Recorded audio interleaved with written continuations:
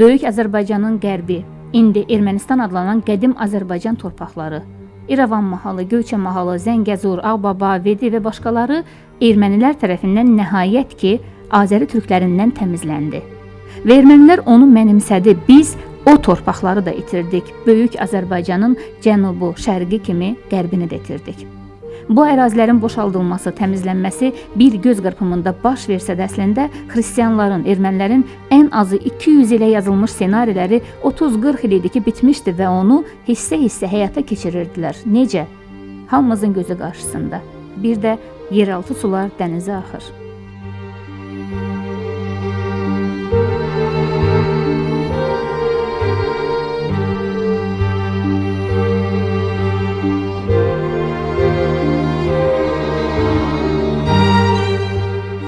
Nəticə etibarilə mən orada uduzdum. 1988-ci ilin 25 yanvarı, sonralar Ermənistan adlanan Qərbi Azərbaycanın Qafan və Mehrinin daimi sakinləri olan yüzlərlə Azərbaycanlı qovularaq qaçqın vəziyyətində Azərbaycana pənah gətirdilər. Elə həmin ilin 18 fevralında bir-birinin ardınca zorla doğma yurdlarından, Qərbi Azərbaycandan qovulmuş yerli əhali Azəri türkləri qaçqınlarının sayı artıq 4000-i də keçdi. Ermənistan Azərbaycana növbəti 1000-dən çox qaçqın göndərdi. May ayına qədər bir-birinin ardınca qaçqınlar dalğası, nəticədə 1-2 ay ərzində Ermənistandan 2000 Azəri türkü təhqir və təqiblə qovuldu. Ermənistan deyilən Qərbi Azərbaycan 200.000 Azəri türkündən və Azərbaycandan tamamilə qoparılaraq monoetnik Ermənistana çevrildi. Sələflərinin şüarı olan Ermənistan, ermənilər üçündür amalı həyata keçirildi.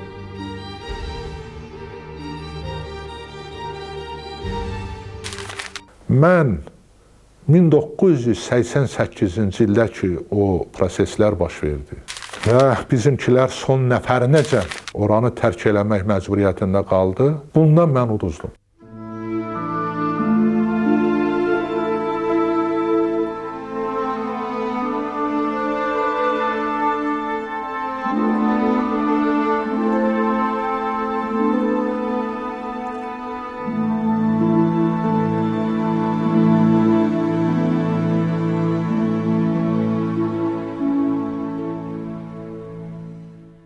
Təxminən 40 il bundan öncə 16 mart 1966-cı il Zəngəzur qatarı Mırğıdan İrəvana getdiyim gecə 9 saatlıq yol, indiyə kimi yadımdadır.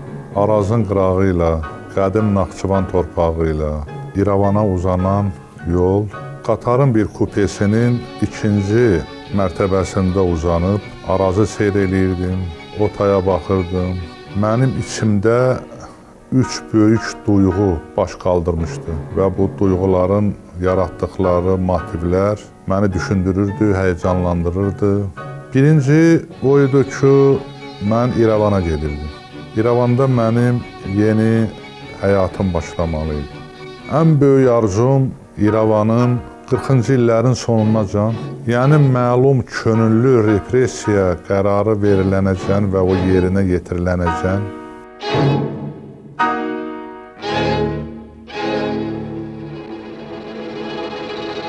Bu qədim Azərbaycan şəhərinin Azərbaycanlı kultunu özünə qaytarmaq idi.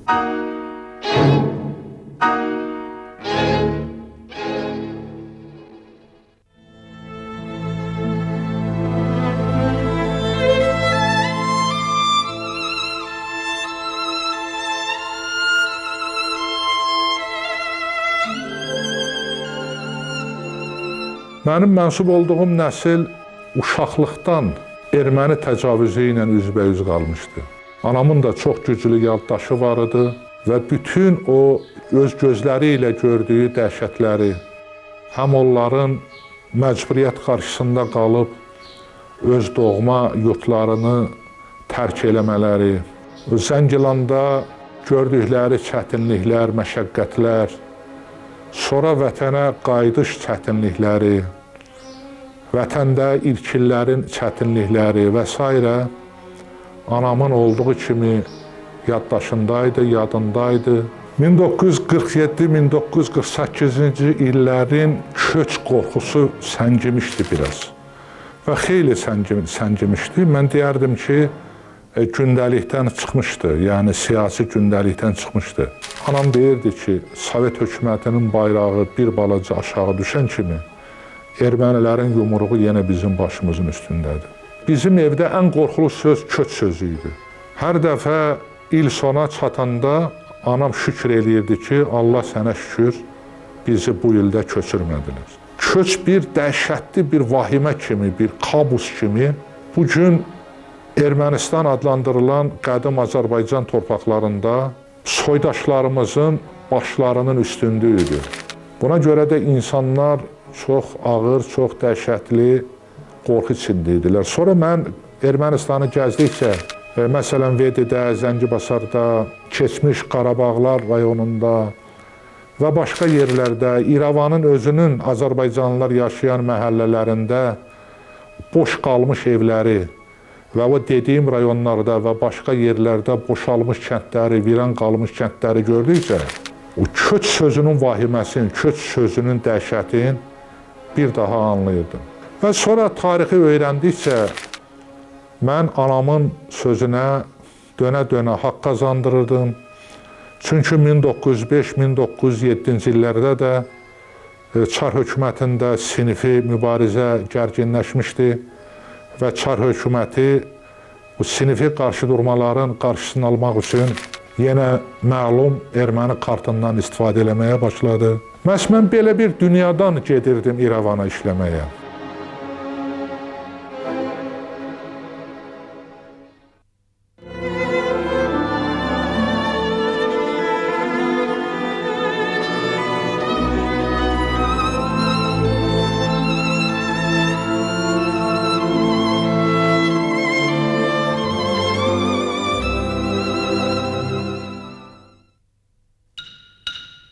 Qırxıncı illərdə və 50-ci illərin əvvəllərində Ermənistana rəhbərlik eləmiş Harutyunov, sonra Harutyunyan oldu. Millətçi idi. 40-cı illərin sonlarında daha qatı millətçi oldu və 1948-1953-cü illərdə Azərbaycanlıların öz tarixi etnik torpaqlarından deportasiyası haqqında məlum o mənfur qərarı onun təşəbbüsü ilə, bilavasitə onun iştirakı ilə hazırlandı və həyata keçirildi. Ondan sonra rəhbərlik eləmiş Tovmasyan və Zarobyan daha ağır millətçi idi. Və güya Koçinyan 1966-cı ilin mart ayında hakimiyyətə gələndə o plenumda Ermənistan rəhbərliyi, Ermənistan Mərkəzi Komitəsi millətçilikdə tənqid olunmuşdu biraz Sovet KPMK tərəfindən. Heydər Əliyev çox dəqiq bilirdi ki, Koçinyandan sonra gələn daha qatı millətçi olacaq. Və bu həqiqətən də belə oldu. 1974-cü ildə Ermənistana rəhbərliyi gələn Demirkyan bütün parametrlərdə millətçilik baxımından Koçinyanı geri qoydu. Ermənistanın, Azərbaycanın və Gürcüstanın dostluğu haqqında oxunan mahnılar, yazılan şeirlər, yazılan kitablar, onlar hamısı Ermənistanda görüntüydü. Ermənistan bütün ideologiyası, bütün rəhbərliyi, bütün mərkəzi komitə, hökuməti, yerli strukturları yalnız o istiqamətdə işləyirdilər ki, Azərbaycanlılar sıxışdırılsın, millətçilik artsın, milli şuur formalaşsın, böyüməkdə olan nəsillərə millətçilik dərsi keçilsin və uydurulmuş erməni tarixi uşaq bağçasından başlayaraq, birinci sinifdən başlayaraq insanların varlığına hopsun. Ermənilər bir xüsusi bir xalq kimi, yəni xüsusi bir böyük mədəniyyətə, olmayan bir böyük mədəniyyətə, xüsusi olmayan bir böyük ədəbiyyata, bir böyük təfəkkürə malik bir xalq kimi təmsil olunsun. Bunun əksi isə Azərbaycanlılara və türklərə qarşı həyata keçirilirdi. Yəni bunların heç bir tarixi olmayıb. Yəni Azərbaycanlıların və Azərbaycan xalqının 1918-ci iləcən dövləti olmayıb. Bunlar Azərbaycan ərazisində olmuş bütün dövlətləri Azərbaycan dövləti saymırdılar. Azərbaycanın çox görkəmli adamların Azərbaycanlı olmadığını iddia edirdilər. Hətta Füzulinin Azərbaycanlı olmadığını iddia edirdilər. Və onların hədyanları bizim xalqımıza məlumdur. Onların bəzi üzdən İraq kitabları, onların mətbuatı bu Sovet hökuməti dövründə və mənim çox yaxşı müşahidə elədiyim 50-ci illərin sonu, yəni mən artıq 10 yaşımdan sonraki vaxtlarımda və 60-cı illər boyu, 70-ci illər boyu müşahidə elədiyim proseslərdir. Bu proseslər orada bir gündə olsun dayanmayıbdır. Ən qatı düşmən türk, ən qatı düşmən Azərbaycanlı, Azərbaycan türkü, onların hamısı bizə də türk deyirlər. Köçəri xalq kimi təqdim olunan bir xalq, türk xalqları kimi tolerant, dözümlü xalq, humanist xalq, bütün dünyada bir klassikadır, böyük bir nümunədir. Amma bunlar tamam böyük mədəniyyətə sahib bir xalq. Yəni, nəhəng bir coğrafiyada böyük mədəniyyət yaratmış.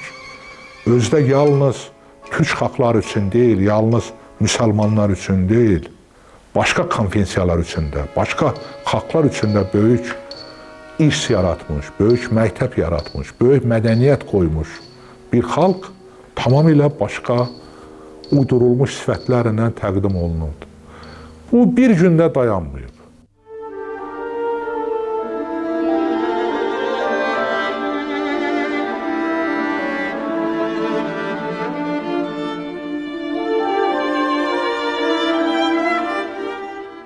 Min 1966-cı ildə, elə həmən mart ayında mən İrəvana gəldiyim ilk günlərdə partiya təşkilatında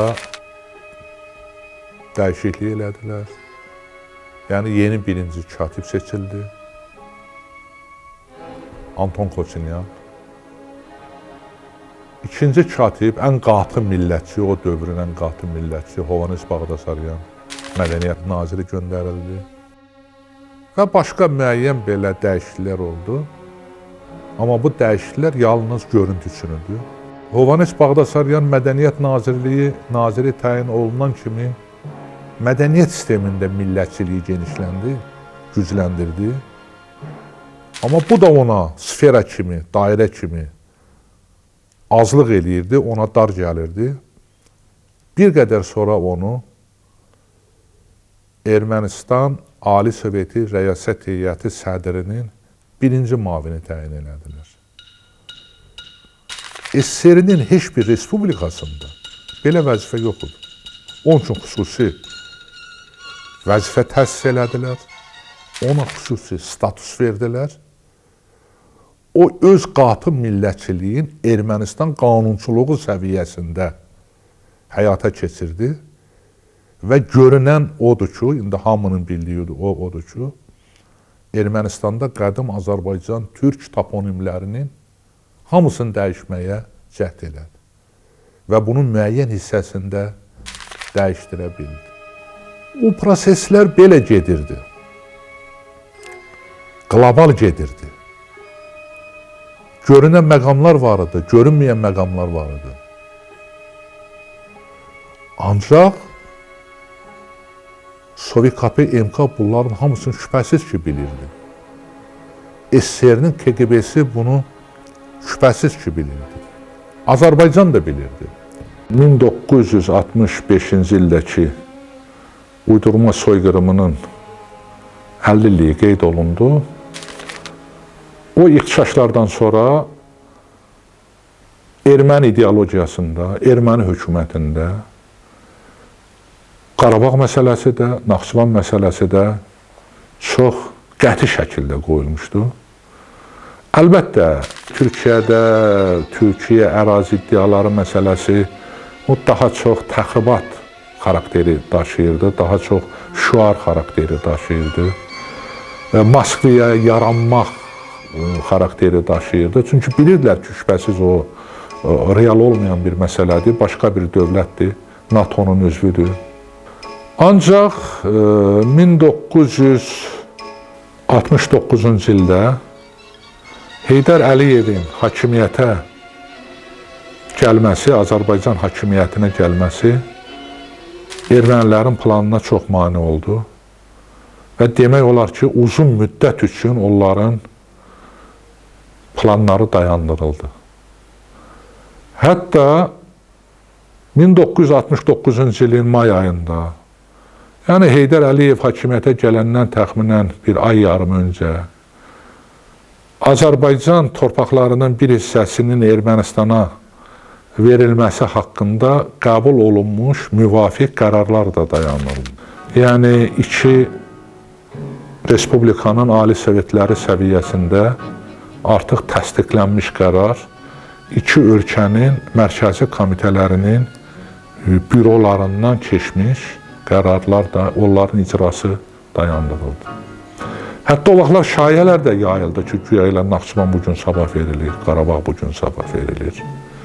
Və sonra şübhəsiz ki, bunlar səngidi və bu Heydər Əliyevin gəlişi ilə bağlı oldu.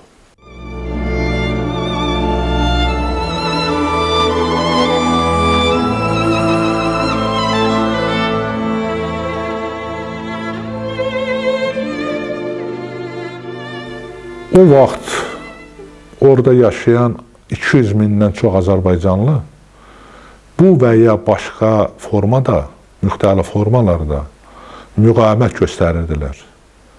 Bəziləri açıq mübarizə aparırdılar erməni millətçiliyinə qarşı, erməni millətçilərinə qarşı. Açıq mübarizə aparırdılar. Öz ləyaqətləri ilə açıq mübarizə aparırdılar. Öz fəaliyyətləri ilə açıq mübarizə aparırdılar. Loru mahalından, o Kalinin rayonundan, sonra Calaloğlu'dan, onu sonra Stepanavan eləmişdilər.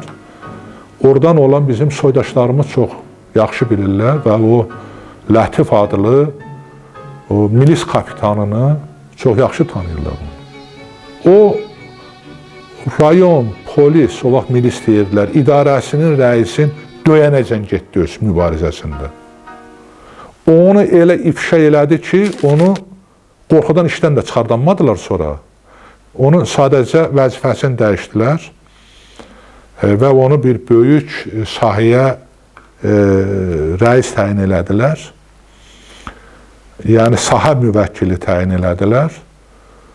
Özü də maraqlı idi ki, bu erməni kəndi idi. Yeni təxribatlar törətmək üçün. Və Şahnazar adlı çox böyük bir erməni kəndi idi. O, orada da həmən prinsiplərindən işlədi və özünü elə apardı ki, bu yalnız Şahnəzərin sahə müvəkkili deyil, bu bütün ətraf kəndlərində sahə müvəkkilidir. Ətraf kəndlərində hamısı Azərbaycanlı kəndləri idi. Qızıl Şəfəq, Evli və başqa kəndlər idi. Amma onun pensiya vaxtı çatan kimi, elə tamam olan kimi, bunu pensiyaya göndərdilər və sonra tamam məlum bir şəraitdə o tələf oldu, vəfat elədi.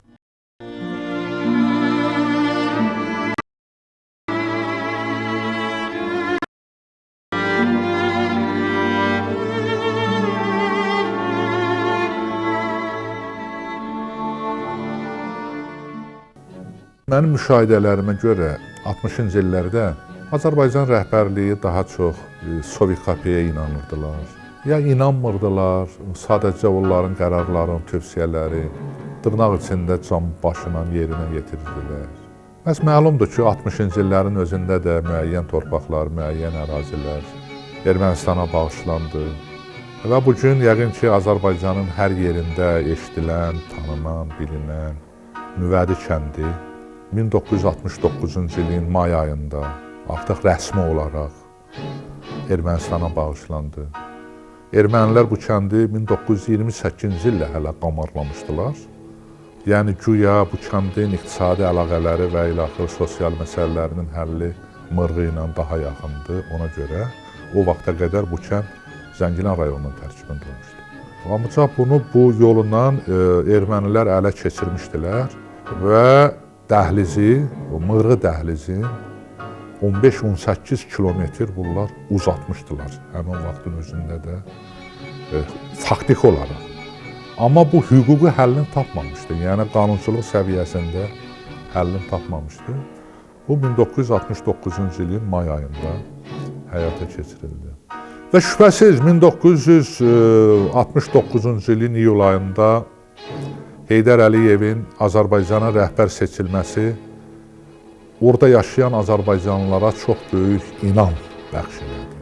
Güc elə bil, onlar özlərini daha güclü hiss etməyə başladılar. Bir qədər sonra Heydər Əliyevin nüfuzu artdıqca onlarda şübhəsiz ki, paxıllıq hissi və qısqanclıq hissləri baş qaldırdı. Artıq onlar üçün böyük bir problem yarandı. Heydər Əliyev Azərbaycana rəhbər seçiləndə Gürcüstanın rəhbəri Mujavanazedə və Ermənistanın rəhbəri Koçinyan da özlərini narahat hiss edirdilər.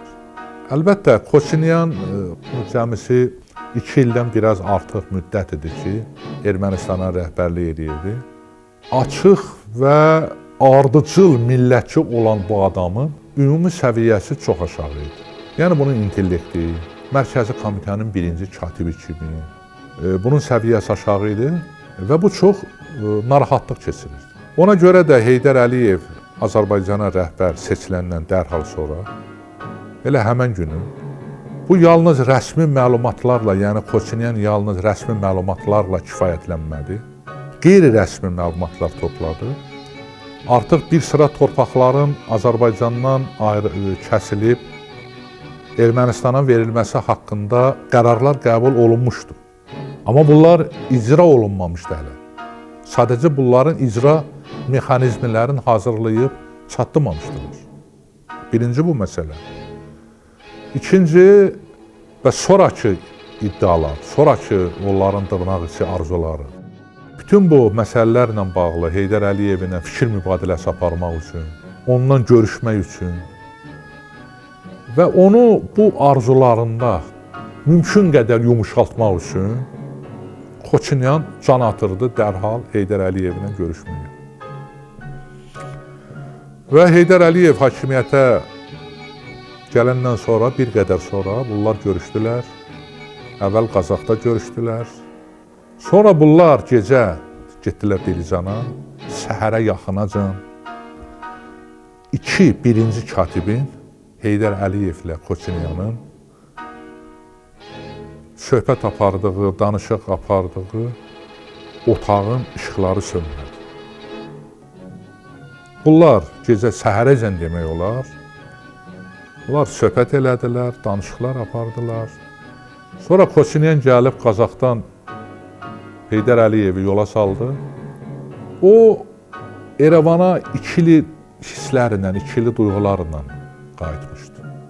Koçinyan əmin olmuşdu ki, Heydər Əliyevdən yox da ki, gələcəkdə hansısa torpaqlar almaq.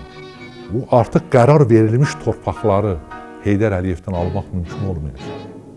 Və Koçinyan bu zənnində yanılmamışdı. Ona görə bu baxımdan, necə deyirlər, kefi təh qayıtmışdı İrəvana. Erməni millətçiliyinin addımlamasında, yəni davam eləməsində, anti-Azərbaycan aksiyaların həyata keçirilməsində, deportasiya aktlarının həyata keçirilməsində Heydər Əliyev fenomeni, Heydər Əliyev adı Ermənistan millətçi dairələri üçün və bütün Ermənistan hökuməti üçün, Ermənistan rəhbərliyi üçün sözün əsl mənasında çox böyük əngələ çevrilmişdi. Onu nüfuzdan salmaq üçün çox müxtəlif tədbirlərə əl atırdılar. Hətta belə qeyri-etik tədbirlərə əl atırdılar. Məsələn, onun şəkillərin tutaq ki, belə yarı cırıb, ya tutaq ki, sifətinin bir hissəsini cırıb, belə üstünə mürəkkəb atıb və başqa belə hala salıb yol divarlarına vuruldular. Və mənim sürücüm erməni idi. Adı da Hamlet idi. Onlarca ondan sonra biz elə bir mənzərənin şahid olmuşuq. Və mənim erməni sürücüm erməniləri söyə-söyə maşından düşüb, gedib o şəkilləri götürübdü. O şəkili götürübdü, gətirib maşında cırıbdı. 1976-cı il idi. Oranın pedaqoji institutunda, İrəvan pedaqoji institutunda 3 yaçının görüşün təşkil edilər. Bunlardan biri Yaçılar İttifaqının sədri Varkes Petrosyan idi. Biri o vaxtın o tanınmış erməni şairi, onu Azərbaycanda da tanıyırlar, bir neçə kitabı çap olub, Kevork Yemin idi. Və bir də mən idim. Biz akt zalına qalxanda, o akt zalının qarşısında institutun Azərbaycan filialı idi, Azərbaycan şöbəsi idi. Ora qalxanda gördüm ki, siyasi büronun üzvləri də, namizədləri də, şəkillərin hamısı var. Bircə Heydər Əliyevin şəkili yox. Heydər Əliyev siyasi büroya üzv olana qədər, namizəd olana qədər vururdular. Bütün namizədlərin də şəklini vururdular. Ancaq elə ki, Heydər Əliyev siyasi büronun üzvlüyü ilə namizəd oldu, namizədlərin şəkili vurulmadı. Bunu bizim Azərbaycanlı uşaqlar, o fakültə, orada Azərbaycan Dili və Ədəbiyyatı fakültəsi var idi, öz səyləri ilə Heydər Əliyevin şəkili olsun deyə bütün namizədlərin də şəklini vurmuşdular. Biz isə gələndə gördük bütün üzvlər də var, namizədlər də var, amma Heydər Əliyevin şəkili yoxdur. Mənim yanımda olan dekandan soruşdum ki, Heydər Əlirza oğlunun niyə şəkili yoxdur? Bu mənə dedi ki, bunu hansısa axmaq çıxardıb. Biz o ölçüdə şəkil axtarırıq, mən bilməmişəm. Bunu indi tapıb gətirib mütləq yerinə vuracağıq. Və bu söhbət qutaranda biz artıq salona daxil olduq. Və görüş başladı. Varkes Petrosyan İttifaqın sədri kimi görüşü açdı. Və o vaxt rektor görüşü açdı, sözü Yaçılar İttifaqının sədrinə verdi. O sonra mənə dedi ki, mən səndən dekanın söhbətini eşitdim, sən ona fikir vermə. O hansısa axmaq onu oradan düşürübdür o şəkili, mənim özüm məşğul olacağam və ora o ölçüdə şəkil, elə sabah mən o məsələni həll edəcəm. Mən də buna dedim, rektor, yoldaş rektor, o məni narahat eləmir.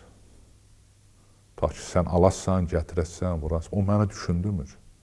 Məni düşündürən odur ki, Mikayanın şəkili 30 il bizim başımızın üstündə olub. Amma bir nəfər Azərbaycanlı onu oradan düşünməyib. Sən elə bilirsən ki, Azərbaycan xalqının içində axmaq yoxdur.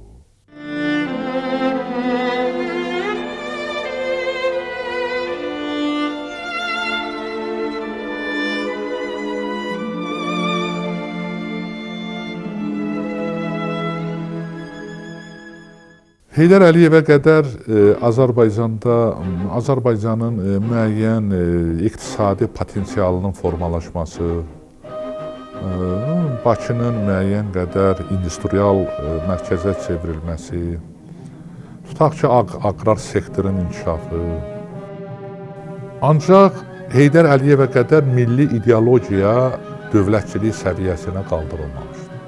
Bu da Ermənistanı çox ciddi düşündürürdü və çox ciddi narahat edirdi. Onlar hər şeyi öyrənirdilər, hər şeyə diqqət yetirirdilər.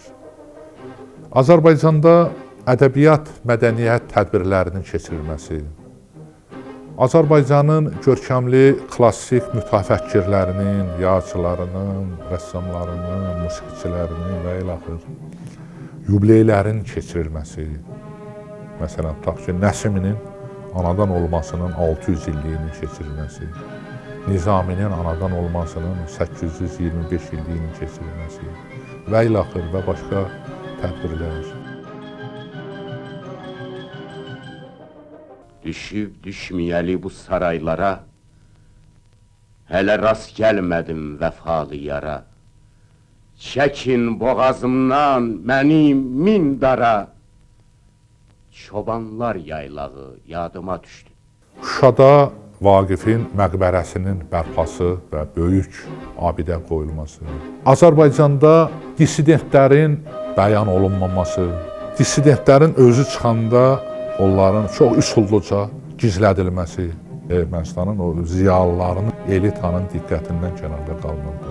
Və orada Azərbaycanlıların həyatında müsbət dəyişikliklər və nəhayət Azərbaycan teatrının inkişafı, Azərbaycan dilində çıxan Respublika qəzetinin inkişafı, Azərbaycan Ali Məktəbinin, yəni o fakültənin inkişafı, ümumiyyətlə Respublikada Azərbaycan ədəbiyyatının inkişafı. Ancaq onları heyrətləndirən, onları belə demək, məncə yerinə düşər, onların müəyyən dairələrini şoka salan Azərbaycan dilinə dövlət dili statusunun verilməsi idi. Yəni, o vaxtki SSR-nin və ümumiyyətlə o vaxtki Azərbaycanın, SSR-nin tərkibində olan Azərbaycanın konstitusiyasında Azərbaycan dilinin dövlət dili elan olunması onların sözün əsl mənasında onları sarsıtdı. Azərbaycan teatrının İrəvanda tarixi çox qədimdir. Hələ 19-cu əsrin son 30 ilində, bütün 20-ci əsrin əvvəllərində və ondan sonraki dövrlərdə Azərbaycan teatrı ardıcıl olaraq inkişaf edibdir, formalaşıbdır. İrəvan Azərbaycan teatrı ümum Azərbaycan səhnəsinə çox böyük xarifeylər bəxş edibdir. Və 1928-ci ildə Ermənistan hökuməti İrəvan teatrına dövlət teatrı statusu verməli olubdur. Çox böyük müsabiqələrdə iştirak edibdir, diqqəti cəlb edibdir. Ancaq İrəvan Azərbaycan teatrının həm professionallıq baxımından, həm onun tanınması coğrafiyası baxımından, qastrolları baxımından və ilaxır ən şərəfli illəri, ən böyük illəri, ən uğurlu illəri 70-ci illərin əvvəllərindən başlayır. Mən teatrın direktoru kimi 16 il fəaliyyət göstərmişəm. Bu illərdə deyirdilər ki, SSR-nin ən uzun ömürlü teatr direktorudur. Hərdən mənim dostlarım Bakıdan, Azərbaycandan ümumiyyətlə Bakıdan gələrdilər ora. Bəzi mən görkəmli o dövrün rejissorlarını, rəssamlarını, bəstəkarlarını tamaşaya dəvət edirdim, onlara quruluşlar verirdim. Onlar təəccübləndirdilər ki, sən burada özünü belə sərbəst apara bilirsən. Yəni, onlar müşahidə eləyəndən sonra bunu deyirdilər mənə. O hamısı o mənada ki, Azərbaycan onda qüvvətli idi, Azərbaycan onda qüdrətli idi, güclü idi. Çünki Azərbaycanın güclü rəhbəri var idi və bu baxımdan biz özümüzü İrəvanda ola-ola çox demək, inamlı hiss edirdik. Xoçinyan orada bir müşavirə edəndə, orada yaradıcı intelligensiyanın da nümayəndələri var idi və rəhbərlik də var idi. Biraz geniş müşavirə idi, açıq müşavirə idi və orada o etiraf elədi ki, Aşıq Ələsgərin yubileyinin keçirilməsi ilə bağlı Heydər Əliyev 2 dəfə mənə zəng salıb. Bunu çox yüksək səviyyədə eləmək lazımdır. Yəni, bu elə səviyyədə olmalıdır ki, Azərbaycanda necə səviyyədədir, elə də səviyyədə bu olmalıdır. Aşıq Ələsgərin yubileyi İrəvan Filarmoniyasının kiçik salonunda keçirildi. Mən buna 2-3 gün qalmış, mən bu barədə mənim məlumatım var. Yubileyi keçirməkdə Mədəniyyət Nazirliyinə tapşırılmışdı. Mən də Moskvaya bir vacib səfərə getməli idim və orada demək mənim çıxışım vardı. Yəni onu təxirə salmaq mümkün deyildi. Mən dərhal oranın Mədəniyyət Nazirinə zəng çaldım və buna qəti etirazımı bildirdim. O məndən təəccüblə soruşdu. Yəni burada onu elə tanıyırlar. Belə sən belə fikirlər deyirsən. Mən dedim ki, bilirsiniz nə var? Yalnız İrəvan və İrəvanın yaxın həndəvəri, onun azarkeşlərin, filarmoniyanın bir neçə o boyda böyük salonu lazımdır, orada sığmazlar. Mən çox təkid elədim və bizim uzun telefon söhbətimiz oldu. Bu axırda mənə dedi ki, bilirsən nə var, mart bu qərar qəbul olunub, dəvətnamələr paylanıbdır, ya bu gün paylanır və Mərkəzi Komitəyə də deyilibdir, Mərkəzi Komitə razılaşdırılıbdır. Hələ mən Moskvada olanda mənə məlumat verdilər. Ora o qədər insan toplaşıb ki, o günü. O mərkəzi küçə uzun müddət bağlanmalı olur. Bu yəni mərkəzi küçə uzun müddət bağlanmalı olur. Xeyli insan da o meydana tərəf toplaşıbdı və çox ciddi narazılıqlar olubdu. Sonra o hüquq mühafizə orqanları orada vəziyyəti nizamlaya biliblər. Yəni artıq salona nə qədər insan toplaşır, bir qədər də əlavə insan orada olub da əlavə stullar qoyublar. Mən qayıdandan sonra Moskvadan nazir dərhal mənə zəng elədi. Bir-iki kəlmə o tədbirdən soruşandan sonra mənə dedi ki, sən düz deyirmişsin. Bu aşığı nə çox sevənlər varmış. Mən də izah elədim ki, o erməni qusanı deyil. Bunlar da aşığa qusan deyirlər. Şübhəsiz ki, onlar istəmirdilər ki, Azərbaycan aşığının, Azərbaycan şairinin yubileyi prestij bir salonda keçirilsin. Azərbaycan tarixi təbliğ olunsun belə geniş miqyasda. Şübhəsiz bunu istəmirdilər. İkinci tərəfdən şübhəsiz ki, Azərbaycanlıların bir yerə toplanmasından bunlar qorxurdular. Çünki insanlar bir yerə toplaşanda bunlarda təşkilatlanma gedir, insanlar bir-birini görür, o qədər insan toplaşır, o qədər ziyalı toplaşır əsasən ora və bunların potensialı görünür bir yerdə olanda. Bunların bir-birinə inamı artır. Şübhəsiz ki, onlar bunların hamısını dırnaq içində çox dəqiq hesablayırdılar əvvəldən.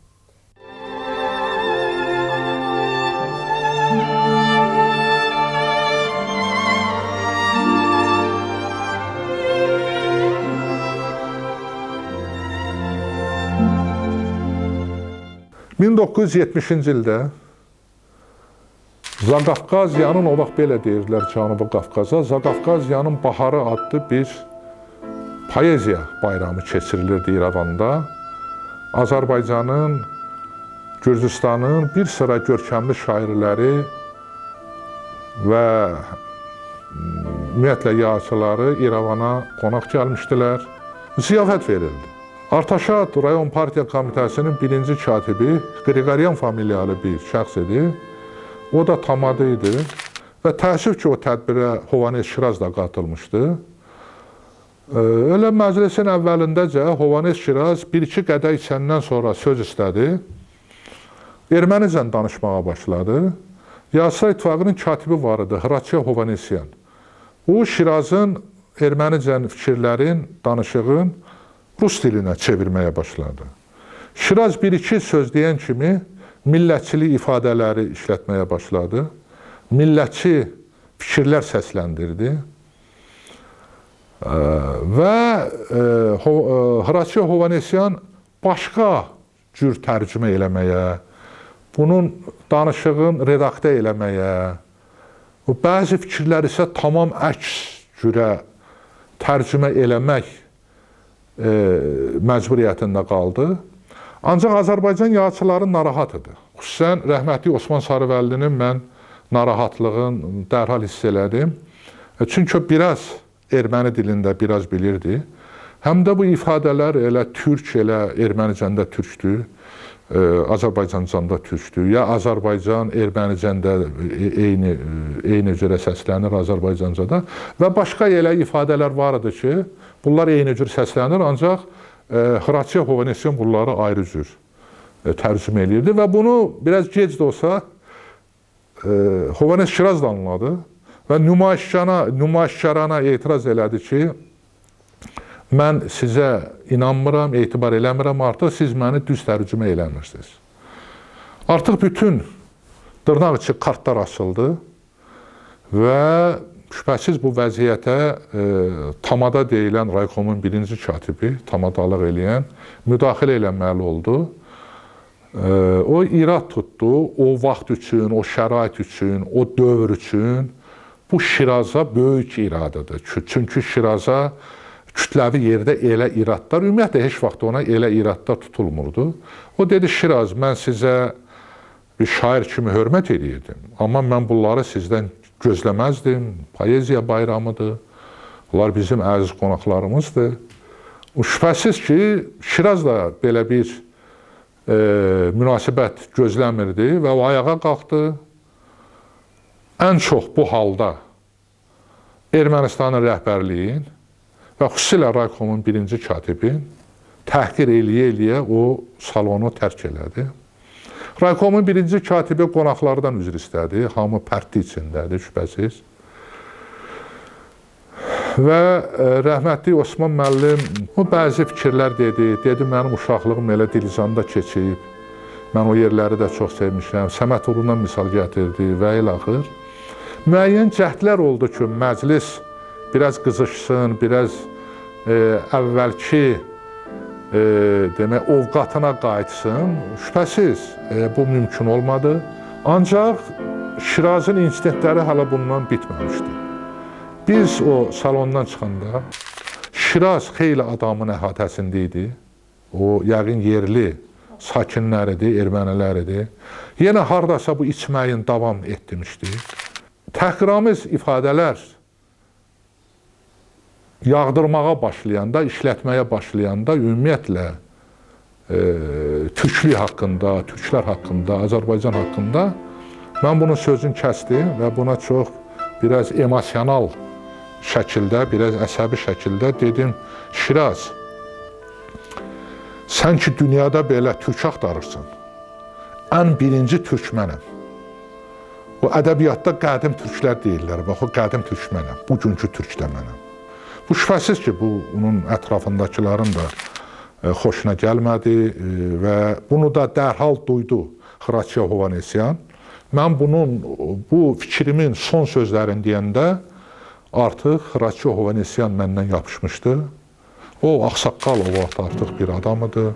Məni çəkdilər, özü elə Hraçia Hovanesyanın maşınına əyləşdirdilər məni.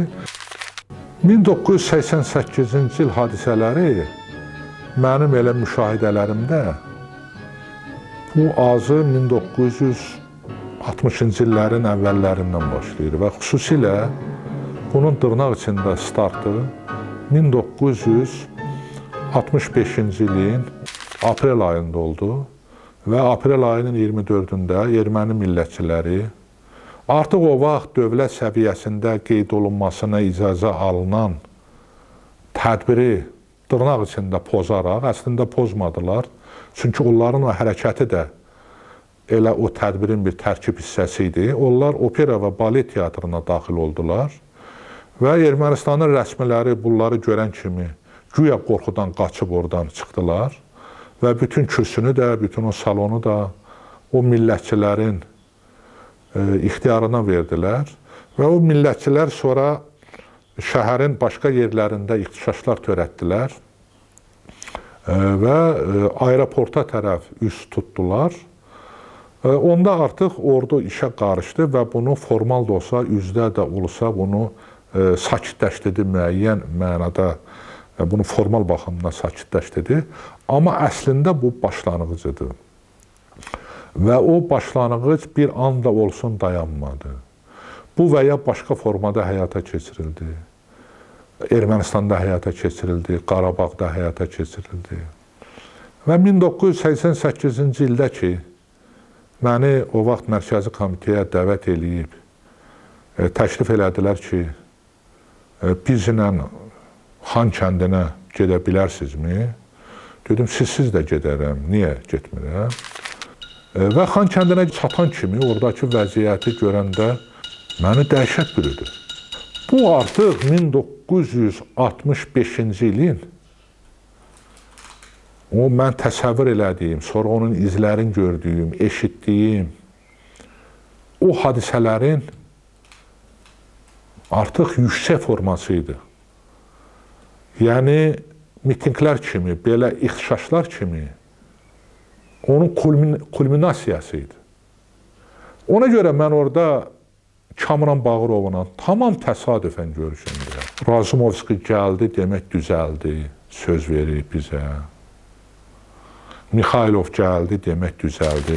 Kamran Bağırov mənim gözləmədiyim halda mənə yaxınlaşdı və məndən gözləmədən soruşdu ki, onlar nə deyirlər? Onlar nə qışqırırlar? Dedim, onlar vətən, vətən qışqırırlar. Ki, nə isə oxşamır. Bu sözü Kamran Bağırov ruscan dedi.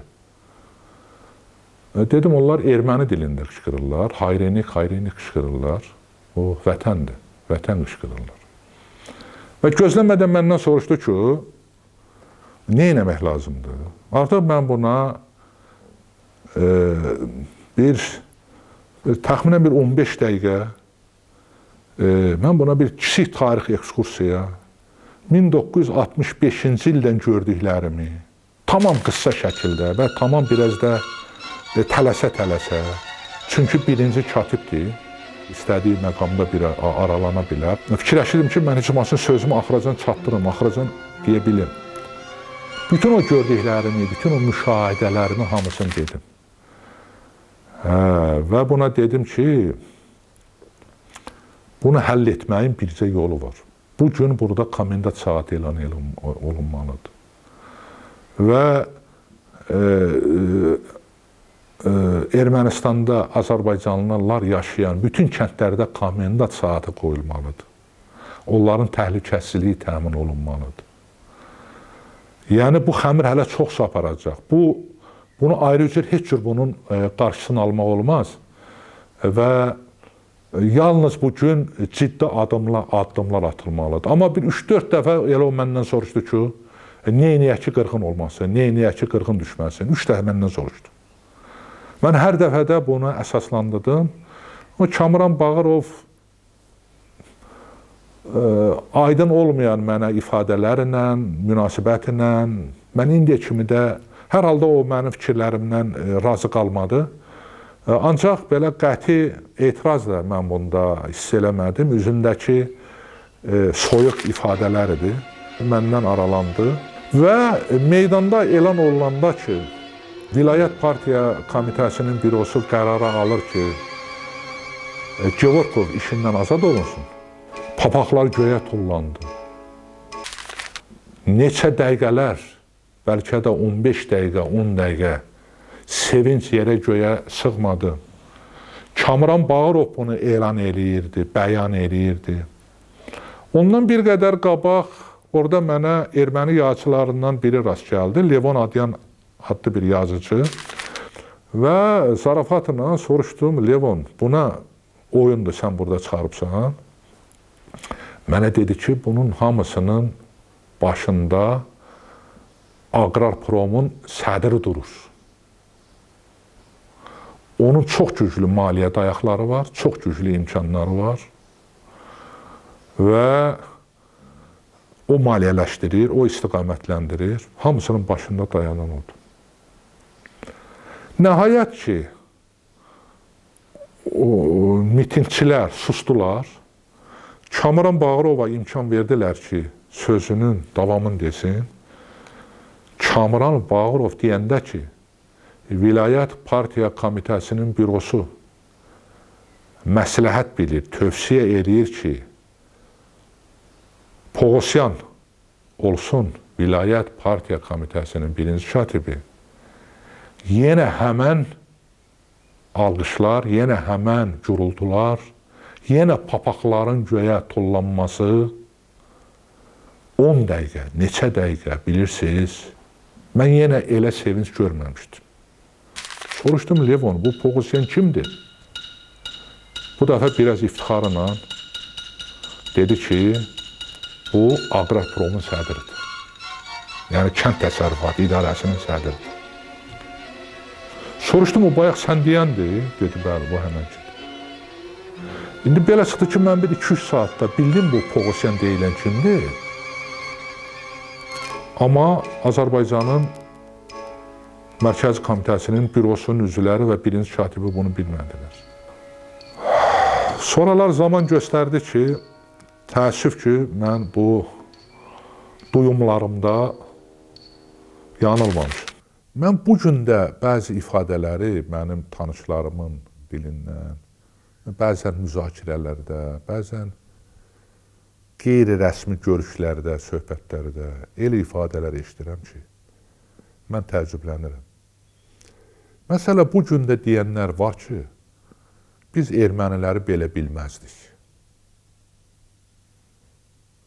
Mən buna çox təəccüblənirəm. Özdə bunu bəzən ziyalılar deyir.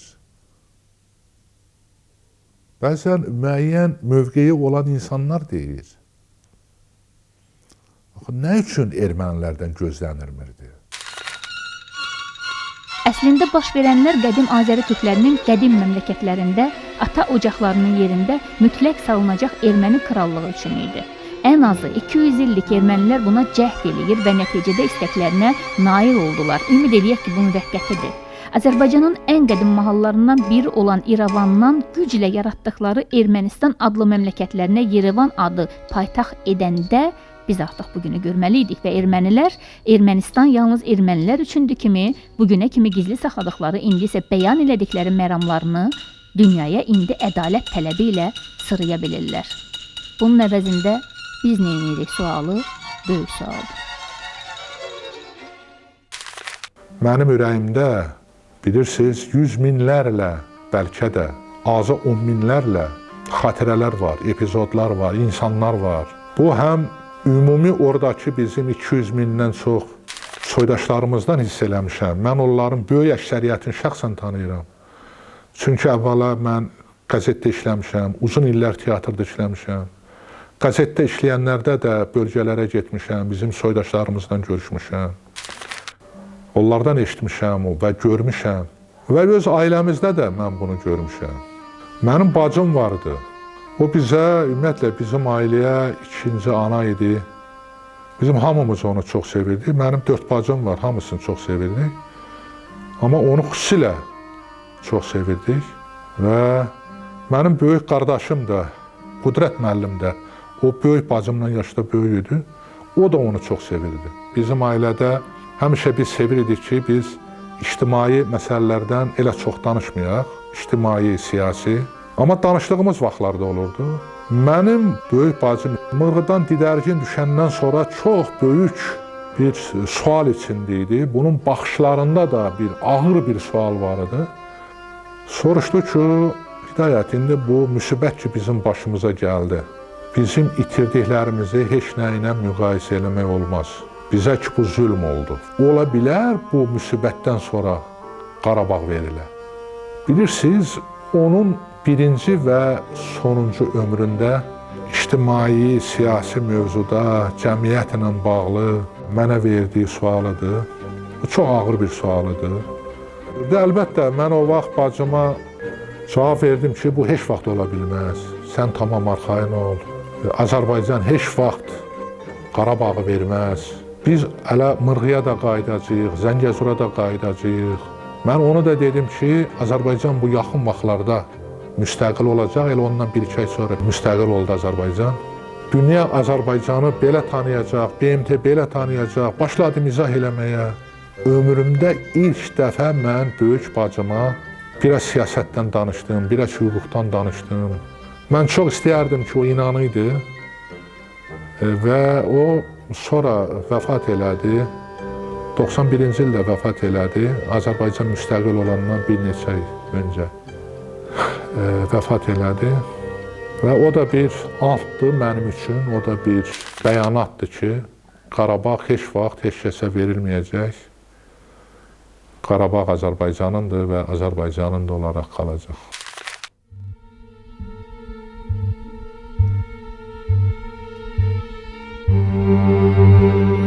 Zəngəzurda doğuldum, İrəvanda yaşadım, Bakıda öləcəyəm. Kövrək, sarı simidim, unudulmuş, mükəddər nəğməyə dönəcəyəm. Tək tənha adamlarla, böyük izdihamlarla, təzə tər səhərlərlə, gəzdiyim şəhərlərlə, oxuduğum kitablar, gördüyüm heykəllərlə, önündə baş əydiyim pirlərlə, məbədlərlə tanıdım bu həyatı. Ömrüm üçcə misralı, bir yarımçıq bayatı. Bu misralar doğulub, səyyah ayaqlarımın, sonsuz baxışlarımın, Nisan yağışlarımın, heyrət baxışlarımın nidası zərbəsi ilə axırıncı misrası yazılmayıb da hələ. İndi buradan baxıram, yaşadığım günlərin, yazdığım sətirlərin qarasına, ağına. Bir qədəh qaldırıram, həyatımın sonuncu misrası yazılacaq o günün sağlığına. Deyirəm gec gəl ey gün, həsrət əzəldən elə, təbiətin şairə ən qiymətli bəxşidir. Uğursuz uğurlardan yenə həsrət yaxşıdır.